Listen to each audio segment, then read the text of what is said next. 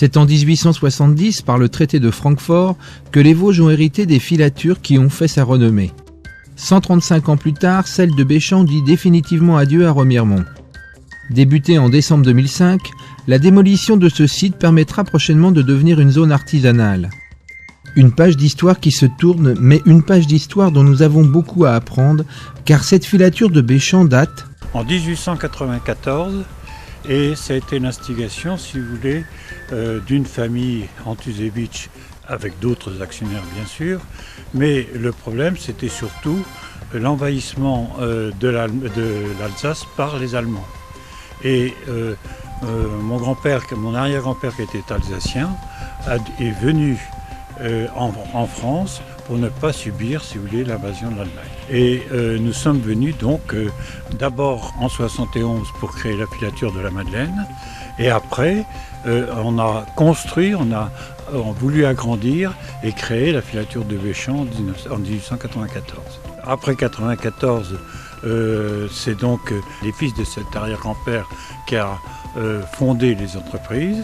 Alfred Antusewicz a gardé la filature de la Madeleine et Ernest Antusewicz a gardé la filature de Béchamp. Le maximum de personnel que nous avons eu à Béchamp a été de 200 personnes, 250 personnes en 1971. Mais après, si vous voulez, il y a eu le modernisme et l'accélération du modernisme des machines textiles qui ont changé tout à fait le style de filature. La filature de la Madeleine a repris la filature de Béchamp en 1985, après le départ de M. Alain Quéclin qui dirigeait l'entreprise, qui prenait sa retraite, et nous avons repris l'entreprise. Et après l'inondation que nous avons eue à la filature de la Madeleine, grâce à la filature de Béchamp, nous avons pu continuer la marche de l'entreprise et refaire une unité à la filature de la Madeleine qui a duré pendant plus de 9 ans, si vous voulez, c'est-à-dire de 90 à 99. À 99, j'étais obligé de compresser, si vous voulez, les deux unités et de ramener la filature de Béchamp sur la filature de la Madeleine. Et c'est à ce moment-là, si vous voulez, que la filature de Béchamp a été arrêtée définitivement.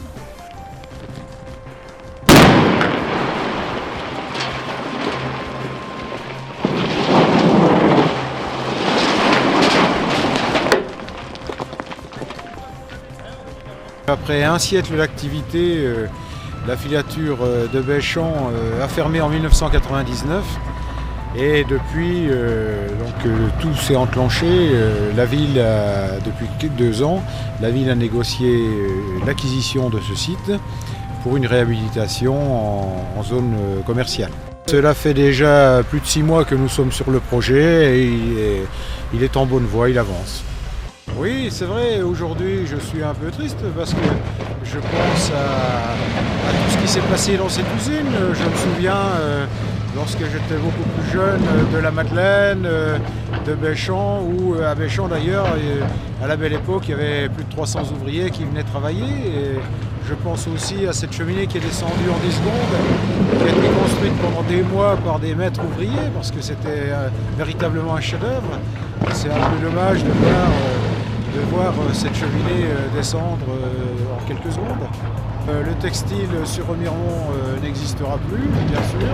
C'est tout un pôle d'économie de production qui disparaît et c'est préoccupant, très préoccupant. Mais démolir un tel site comme les bâtiments ou cette cheminée demande une grande expérience technique. Il y a des technicités à mettre en place, il y a des technicités de tri, il y a des technicités de méthodologie de démolition, alors on vient de s'en apercevoir aujourd'hui, il y a aussi des technicités de la part de Sud-Est Minage en matière d'implosion, enfin d'explosion. Et oui, il y a une technicité dans tout, après il y a une technicité au niveau du recyclage des matériaux. On a effectivement, le métier de démolisseur vient très très très difficile en matière de technicité. Oui. Les matériaux sont recyclés, donc c'est-à-dire tout ce qui est matériaux inertes et concassés est remis en place sur le site pour faire tout ce qui est plateforme définitive, et les excédents seront stockés sur site et mis à disposition de la mairie de Remiremont.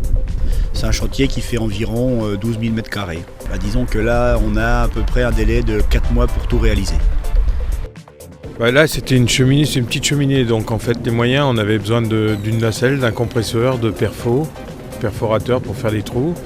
Et puis ce matin on s'est fait livrer les explosifs et on a mis en œuvre les explosifs, les artifices et voilà quoi. Donc très peu de matériel en fait. Le plus gros risque c'est que la charnière arrière peut céder. Donc si elle cède, elle part en arrière. Et vu le site, elle part sur un bâtiment quoi. Donc c'est le plus gros risque qui est. Après, il y a d'autres risques tels que les projections, mais ça c'est maîtrisé avec du géotextile, du grillage, donc là on maîtrise. Maintenant, il peut toujours y avoir le petit imprévu, quoi. Et ce qui fait qu'elle peut basculer à l'arrière. Donc les points difficiles, c'est comme c'est des murs assez anciens, la pierre est assez friable, donc ils peuvent tomber assez vite, donc c'est surtout des soucis de sécurité. La charpente est à des endroits, elle est un peu pourrite aussi, donc ça fait qu'elle tombe toute seule aussi. Donc c'est surtout des soucis de sécurité au niveau des éléments qui peuvent tomber un peu comme ça n'importe comment. Donc l'objectif premier, c'est surtout la qualité des matériaux. Il nous faut des tas de pierres qui soient propres, pas de bois dedans, parce que ça pourra servir après pour faire la plateforme aux entreprises qui souhaiteront s'installer sur cette zone.